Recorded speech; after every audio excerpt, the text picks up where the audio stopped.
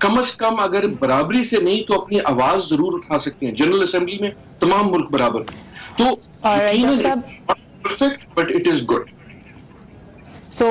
آپ نے ذکر کیا جس طرح کے بڑے بڑے ایشوز ہیں جن کی جانب توجہ کم از کم اس پلیٹ فارم کے ذریعے ہوتے ہیں, لیکن جب اس پہ اقوام متحدہ یہ بات کی جاتی ہے کہ مسئلہ کشمیر نہ حل ہو پایا اتنے سالوں سے, پھر یمن کی جنگ ہے, شام کی جنگ ہے, اور اس کے علاوہ مسئلہ فلسطین جو اسرائیل فلسطین تنازع اس کے حل کے لیے بھی کوئی بڑی پیش رفت نہیں ہو سکی. اب امریکی صدر ڈونلڈ ٹرمپ کا یہ کہنا ہے کہ وہ نہ صرف 2 ریاستی حل کی حمایت کرتے ہیں بلکہ دسمبر کے مہینے تک امریکہ کی جانب سے اس سلسلے میں جو مڈل ایسٹ پیس پروسیس ہے اس کے سلسلے میں کوئی پلان بھی سامنے آئے گا.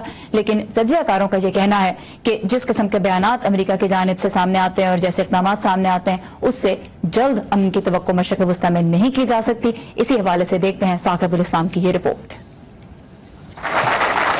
امریکی صدر بل کلنٹن کی مدد سے سال 1993 میں اوسلو معاہدے کے بعد اس وقت کے اسرائیلی وزیر اعظم اتحاق رابین اور فلسطین لبریشن آرگنائزیشن کے چیئرمین یاسر عرفات کے اس مصافحے نے اسرائیل فلسطین تنازع کے ممکنہ حل کے بارے میں دہائیوں سے موجود منفی خیالات کو کسی حد تک ختم کر دیا تھا. لیکن 1978 میں امریکہ میں کیمپ ڈیوڈ سے شروع ہونے والی قیام امن کی یہ کوششیں جب کیمپ ڈیوڈ میں ہی سال 2000 میں بغیر کسی نتیجے کے اپنے اختتام کو پہنچی تو اس تنازع نے مزید شدت اختیار کر لی.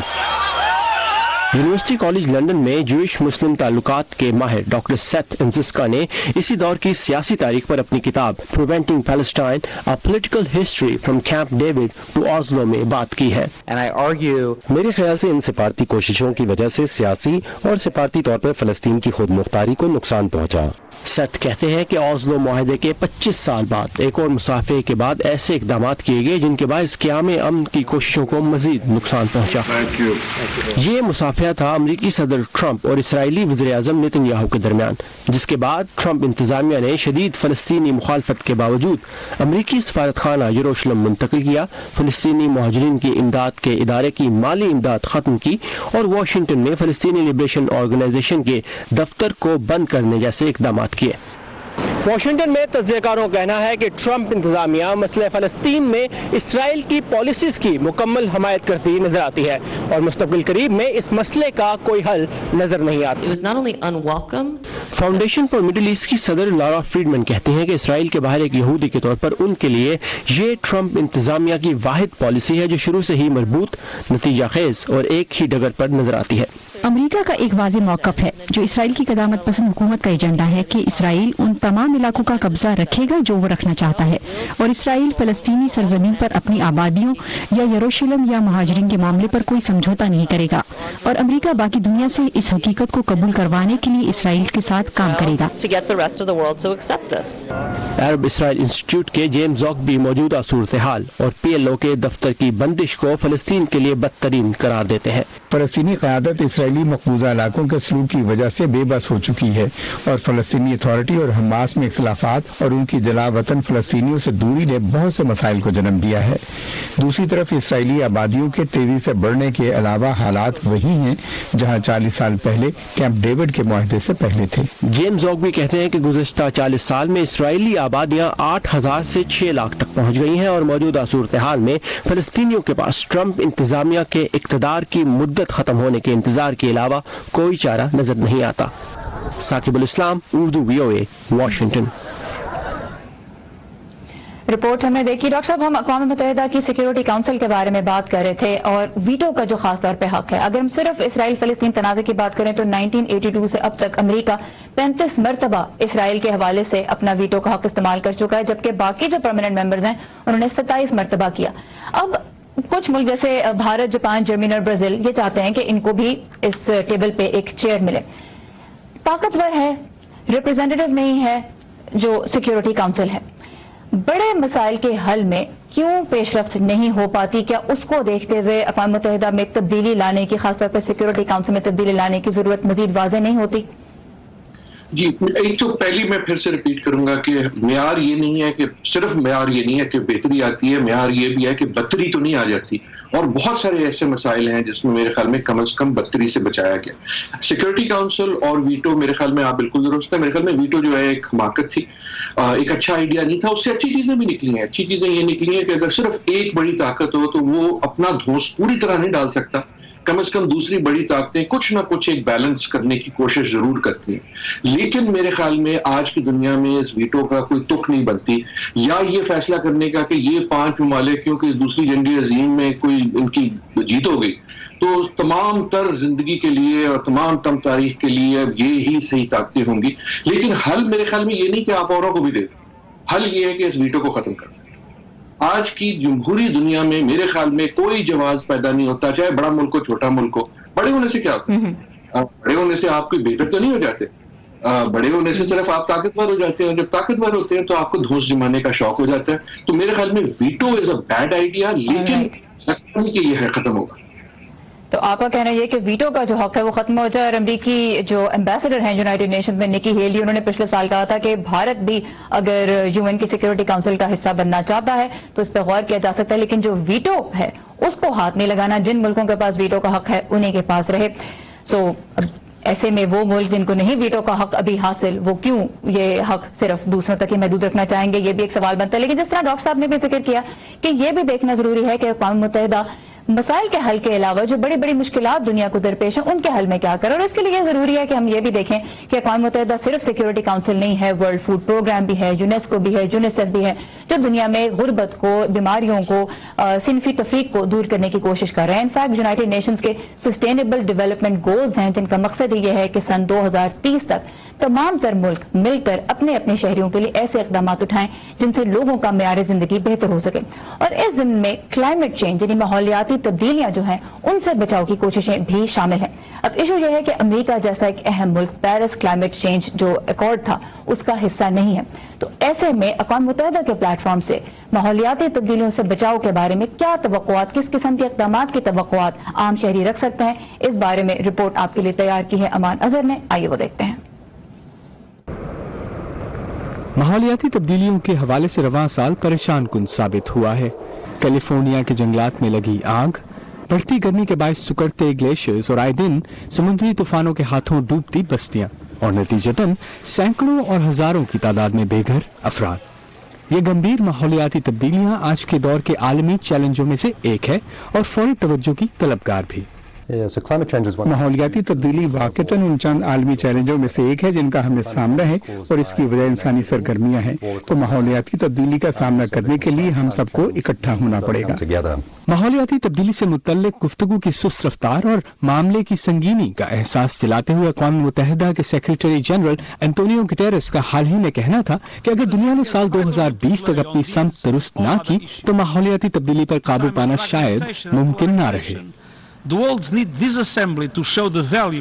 تو کیا اقوام متحدہ ممبر ممالک کے درمیان اس نازک معاملے پر اتفاق رائے قائم کرنے میں ناکام رہا ہے؟ UN جنرل اسمبلی ان کچھ فورمز میں سے ایک ہے جہاں دنیا بھر کے ممالک اکٹھے بیٹھ کر فیصلہ کر سکتے ہیں کہ اتنے بڑے چیلنج کا سامنا کیسے کیا جائے. ہم اس پر تنقید کر سکتے ہیں یا اسے محض گفتگو قرار دے سکتے ہیں, لیکن سچ یہ ہے کہ ماحولیاتی تبدیلی جیسے مسئلے کے حل کے لیے واحد طریقہ لوگوں کو اکٹھا کرنا اور یہ سوچنا ہے کہ اس کا حل کیسے نکالا جائے. تو جنرل اسمبلی وہ جگہ ہے جہاں اس سے متعلق گفتگو جنم لیتی ہے. لیکن مسئلہ محض ایک نقطے پر جمع ہونا ہی نہیں. ترقی پذیر ممالک کا موقف ہے کہ اس معاملے کی بنیادی ذمہ داری ترقی یافتہ ممالک پر عائد ہوتی ہے. ترقی پذیر ممالک جن کا ماحولیاتی تبدیلی میں بہت کم ہاتھ ہے وہ بدقسمتی سے سب سے زیادہ مسائل درپیش ہوں گے جب یہ مسئلہ سامنے آئے گا. تو پھر پاکستان جیسے ممالک اپنی محدود وسائل, تیزی سے بڑھتی آبادی اور کمزور بنیادی ڈھانچے کے ہوتے ہوئے ماحولیاتی تبدیلیوں کے باعث جنم لیتے مسائل سے کیسے نمٹیں؟ پاکستان میں کوئی آپ کے پاس پلانٹس نہیں ہے کہ جو پانی استعمال کرتے ہیں لوگ وہ کہاں جائے, بارش کا پانی کہاں جائے. ابھی پچھلے سال کراچی میں سیلاب آ گئے تھے کیونکہ کراچی میں سارے انہوں نے مینگروز جو ہیں سمندر کے الانگ وہ سارے کاٹ ڈالے ہیں کیونکہ وہاں پہ ڈیولپمنٹ ہو رہی ہے. مسئلہ یہ ہے کہ باتیں بہت ہوتی ہیں, ڈاکیومنٹس لکھے جاتے ہیں, پیپرز لکھے جاتے ہیں, امپلیمنٹیشن ذرا کمزور ہے گورنمنٹ سائڈ سے. دیکھنا یہ ہے کہ آیا دنیا بھر کی حکومتیں بر وقت اس معاملے کے حل کی جانب بڑھ پائیں گی یا پھر ترقی یافتہ ممالک کے غریب عوام کو ہی اس مسئلے کو بھی جھیلنا ہوگا. امان اظہر, VOA, واشنگٹن.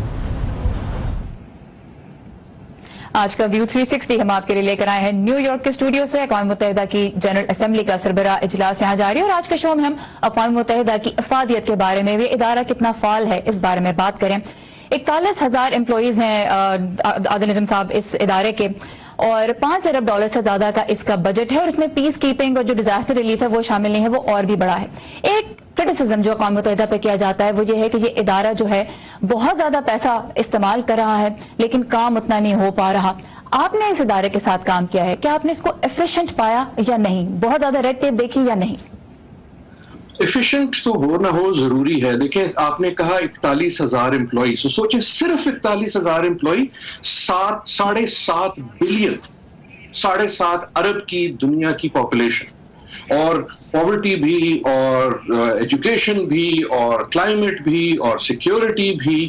آپ اگر سوچیں, اور یہ جو 5 بلین یقیناً بڑا نمبر لگتا ہے, لیکن آپ سوچیں 5 بلین امریکہ کی ایک الیکشن پہ کتنے پیسے لگ جاتے ہیں. تو کہنے کا مقصد یہ نہیں ہے کہ یہ ادارہ بہت ایفیشینٹ ہے, بہت کچھ ہو سکتا ہے, لیکن یہ کہنا کہ یہ بہت انفیشینٹ ہے, جتنی میرے خیال میں حکومتیں دوسری ہوتی ہیں ایفیشینٹ, اس سے زیادہ اس نے ڈیلیور کیا ہے. اور اگر آپ یہ چیزیں دیکھیں تو یقیناً بہت مسائل ہیں, پاورٹی ہے لیکن کم ہے, اور بہت کم ہے بنسبت جو تھی. پانی کا مسئلہ ہے لیکن کم ہے, بہت کم ہے جو پہلے تھا. سو بہت ساری چیزوں میں پیش رفت ہوئی ہے. لوگوں کا معیار زندگی بہتر بنانے میں اس ادارے نے بہرحال بہت کردار ادا کیا ہے. تو جب لوگوں کا معیار زندگی کو بہتر بنانے کی بات آتی ہے تو یہ ادارہ مختلف ملکوں میں جو مختلف پلیٹ فارمز پر لوگ کام کر رہے ہیں ان کی کوششوں کو آگے لانے میں بھی بہت اہم کردار ادا کرتا ہے.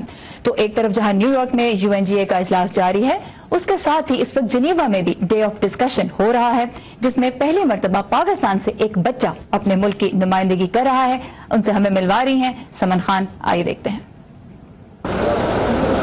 پارلیمنٹ اتنی بڑی ہے لیکن اس میں کوئی بھی 18 سال سے کم عمر جو کوئی بھی افراد نہیں. میں یہ سوچتا ہوں کہ اگر بچوں سے متعلقہ کوئی قانون, کوئی پالیسی بنتی ہے تو اس میں بچوں کی رائے لینا ضروری ہے کہ بچے کیا سوچتے ہیں, تاکہ ہمارا قانون بنتا ہے ہم بھی اس کو انجوائے کر سکیں. عمر چھوٹی لیکن سوچ بڑی, یہ ہے لاہور کا سمیر حیدر جو 7ویں جماعت کا طالب علم ہے. 2 سال پہلے جب ایک غیر سرکاری تنظیم سرچ فار جسٹس سمیر کے اسکول آئی تو ان کی اپنے ہم عمروں کے حقوق کے لیے آواز اٹھانے میں دلچسپی پیدا ہوئی. بہت اچھا لگتا ہے کہ میں ملینز آف پاکستانی چلڈرنز کو وہاں پہ سوئٹزرلینڈ جنیوا کے اندر ریپرزینٹ کرنے جا رہا. سمیر نے بچوں کے حقوق کے لیے نیشنل کمیشن کے قیام کے لیے بل کی منظوری میں بلاول بھٹو زرداری کو حصہ ڈالنے پر آمادہ کیا, اور یہ اراکین اسمبلی کے ساتھ بچوں کے لیے مواقع پر بھی بات چیت کرتے ہیں. سمیر کی انہی کوششوں کے نتیجے میں اس سال اقوام متحدہ کی کمیٹی برائے حقوق اطفال نے انہیں مشیر منتخب کیا ہے. گلوبلی 20 بچوں کو چلڈرنز ایڈوائزرز ڈکلیئر کرتے ہوئے جو ہے وہ ایک سلیکٹ کیا گیا, اور اس کے اندر تمام دنیا کے خطوں کی جو ہے اس نمائندگی کو بھی انشور کیا گیا, اور اس کے ساتھ ساتھ جینڈر بیلنس کو. یہ ایک بڑا اچھا اور سنہری قدم ہے کہ ہمارے بچے, پاکستان کے بچے اس طرح کے بین الاقوامی فورمز پر جب نمائندگی کریں گے اپنے ملک کی تو دنیا کو ہم ایک تاثر دیں گے کہ پاکستان کے اندر جو بچوں کی امپاورمنٹ کے لیے کوششیں کی جا رہی ہیں یہ ان کے ثمرات کی ایک ریفلیکشن کی طرف بھی نشاندہی کر رہا ہوگا. اس سال کا جو تھیم ہے وہ ہے کہ CHRD جو اپنے حقوق کے لیے اور دوسروں کے حقوق کے لیے بات کرتا ہے, اسے کون کون سی پرابلم سے لڑنا پڑتا ہے. ہمارے معاشرے میں چائلڈ رائٹ ڈیفینڈر ہونا بہت مشکل کام ہے, کیونکہ ہمیں اپنے ہی ساتھیوں دوستوں سے ہی تھریٹنگ کالز ملتی ہیں. وہی ہمیں تھریٹ کرتے ہیں یار کہ تو کیا ان کاموں میں بڑھ گیا, چپیٹ نہ کھا لیں, تھپڑ نہ کھا لیں, مکہ نہ کھا لیں اگر تو نے آئندہ سے یہ بات کی.